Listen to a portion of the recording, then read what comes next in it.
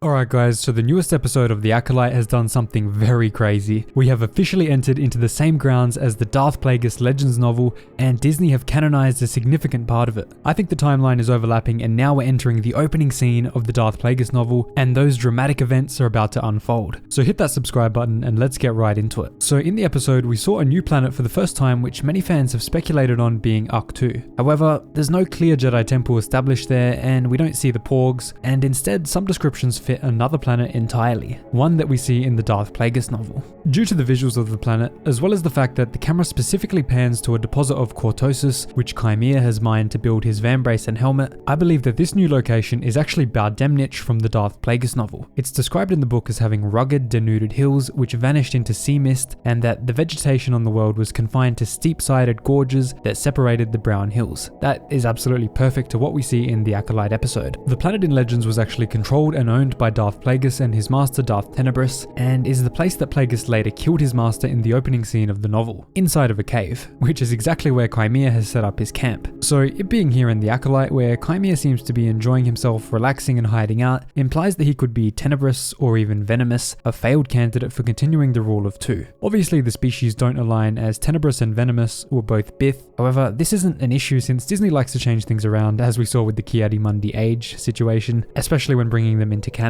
Not to mention, earlier in the episode, Chimera is asked by Osha if his master gave him a scar on his back, which he hints that the answer is yes. Now, that scar clearly isn't straight. It's the shape of a light whip hit, which Vernestra Rwoh wields. Now, not only this, but earlier in the series, he also gives hints that he was cast aside and specifically mentions that the Jedi would call him Sith. Now, he didn't confirm that he was a Sith, but the Jedi would think of him as a Sith, meaning he may have been cast out of the Sith as well. So my theory is that this is actually Darth Venomous, who began as a Jedi, was cast out of the Order by his master Vernestra, before joining Tenebrous and also being cast out of the Sith by Darth Plagueis. This would have left him a broken, lone dark side user who goes on to create the Knights of Ren. This statement may sound crazy, but this is also backed up by many pieces of evidence, including Kylo Ren's theme playing when Chimera is on screen, and the same arms exposed outfit as Ren, the leader of the Knights of Ren in the comics. But that's for a whole nother video coming very soon, so make sure to subscribe and you'll see that video very shortly. We see these little guys in the episode as well, and they were actually another part of Legends, the natives of the planet Bal'Demnic